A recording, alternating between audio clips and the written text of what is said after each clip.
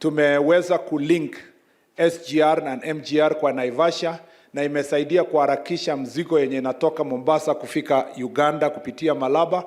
Nilikuwa early this year na mkutano na waziri wa kutoka Uganda, tukasaidiana kuhakikisha kwamba ile wagons ya kutoka Uganda inaweza pita Malaba bila ile vikwazo ilikuwa hapo. Na kwa sababu hiyo mzigo yenye imetoka Mombasa kuenda Uganda na kupita ya transit na yote yenye imebebwa kwa SGR imeenda juu.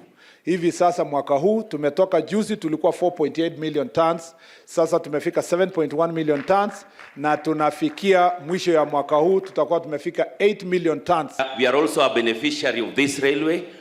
Tutakuwa na station hapo Karen, and we want the contractor and the whole team to have a continuous public participation na watu wetu wa Karen.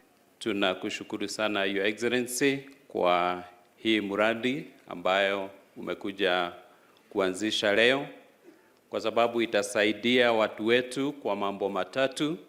Ya kwanza ni affordability ya transport, ya pili ni safety ya watu wetu, na ya tatu ni reliability, kwa sababu wakati mwingi watu wetu wanaumia kwa barabara, lakini kwa train wako assured watafika mahali wanataka kufika wakati ufaao. Nataka nikuambie hii project ambayo umeleta hapa, ambayo ulisema kabla tukue kwa uchaguzi na ulituzungumzia wakati moja, it has no objection from the people of Kajiado and specifically Kajiado North.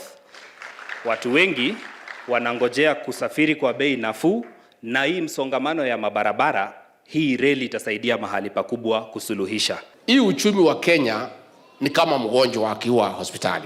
Mimi nataka kuhakikishia nyinyi huyu mgonjwa wetu anaendelea vizuri, na hivi karibuni ataenda nyumbani ameze dawa akiwa nyumbani, na hata akifika nyumbani hata meza dawa muda mrefu, mwezi 3 mwezi 6 aanze kurudi kwa shamba kufanya kazi. Rais anang'ang'ana ng'ang'ani, na mimi niseme let us work. Hii reli ni ya muhimu kwa sababu tunataka kupunguza gharama ya usafiri.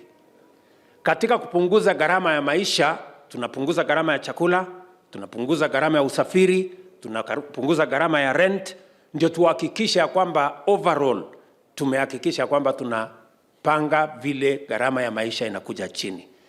Hii reli vile mmesikia, ile nauli mnalipa kwenda Karen kwenda town itapunguzwa by 50% na hii reli.